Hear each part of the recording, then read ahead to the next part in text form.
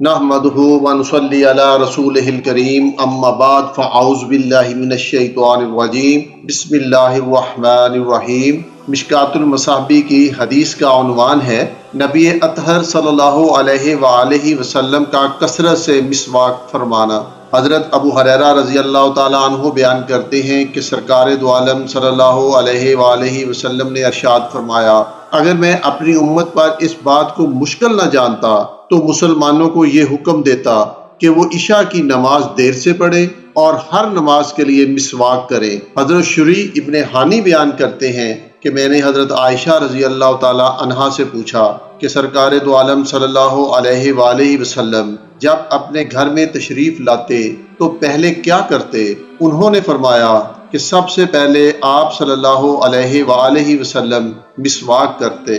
حضرت حذیفہ رضی اللہ تعالی عنہ فرماتے ہیں کہ سرکار دو عالم صلی اللہ علیہ وآلہ وسلم جب رات کو تہجد کی نماز کے لیے اٹھتے تو آپ مسواک سے اپنے منہ کو صاف کرتے۔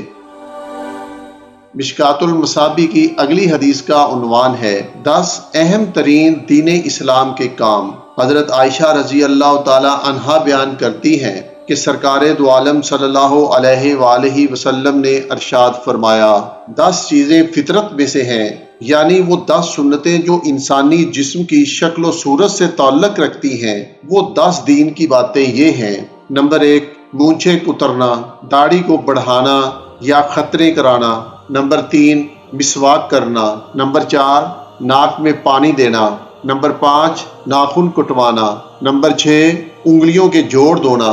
نمبر 7، بغل کے بال صاف کرنا۔ نمبر 8، زیر ناف بالوں کو مونڈنا۔ نمبر 9، پانی سے استنجا کرنا۔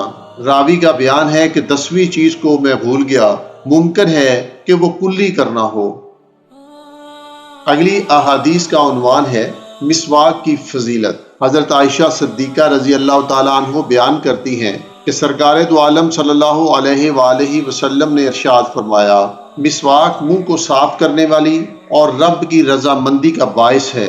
حضرت عائشہ صدیقہ رضی اللہ تعالیٰ عنہ فرماتی ہیں کہ سرکار دو عالم صلی اللہ علیہ وآلہ وسلم مسواک کرتے اور پھر مجھے دے دیتے تاکہ میں اسے دھو ڈالوں۔ چنانچہ میں آپ سے مسواک لے کر پہلے اس سے خود مسواک کرتی، پھر اس کو دھوتی اور رسول اللہ صلی اللہ علیہ وآلہ وسلم کو دے دیتی۔ حضرت عبداللہ ابن عمر رضی اللہ تعالیٰ عنہ بیان کرتے ہیں کہ ایک دن سرکار دو عالم صلی اللہ علیہ وآلہ وسلم نے فرمایا، میں نے اپنے آپ کو خواب میں مسواک کرتے ہوئے دیکھا۔ چنانچہ اس دوران 2 آدمی میرے پاس آئے، ان میں سے ایک دوسرے سے بڑا تھا۔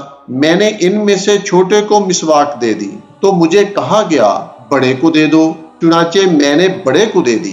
حضرت انس رضی اللہ تعالیٰ عنہ فرماتے ہیں کہ سرکار دو عالم صلی اللہ علیہ وآلہ وسلم نے ارشاد فرمایا، میں نے تم سے مسواک کرنے کے متعلق بہت کچھ بیان کر دیا ہے۔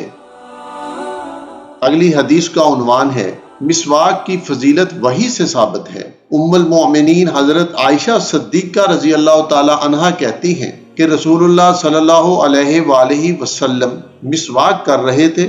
آپ صلی اللہ علیہ وآلہ وسلم کے پاس 2 آدمی تھے، ان میں سے ایک دوسرے سے عمر میں بڑا تھا۔ اسی وقت اللہ نے مسواک کی فضیلت میں آپ صلی اللہ علیہ وآلہ وسلم پر وحی نازل فرمائی اور حکم ہوا کہ آپ اپنی مسواک ان دونوں میں سے بڑے کو دے دیجئے۔ معزز سامعین، معلوم ہوا کہ جب کسی کو کوئی چیز دینی ہو تو بڑی عمر والے کو پہلے دی جائے، بشرطی کہ ترتیب سے نہ بیٹھے ہوں۔ اگر ترتیب سے بیٹھے ہوں تو دائیں طرف والے کا حق پہلا ہوگا۔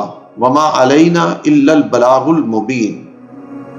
اللہ تعالی ہمیں، ہمارے دوست احباب کو، ہماری اولادوں کو، ہمارے والدین کو، ہمارے پیاروں کو اور ہماری فورسز کو ہر آزمائش سے بچائے۔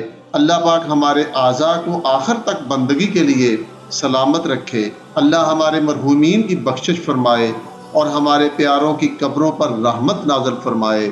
اللہ ہمیں حلال کا رزق عطا فرمائے۔ اللہ پاک ہمیں برے اخلاق سے، بری خواہشات سے، برے دوست سے، برے وقت سے، برے دن سے، بری رات سے، برے ہمسائے سے، جسمانی اور روحانی بیماریوں سے، قرض سے، محتاجی سے، رزق میں کمی سے، ذلت سے، موت کی سختیوں سے بچائے۔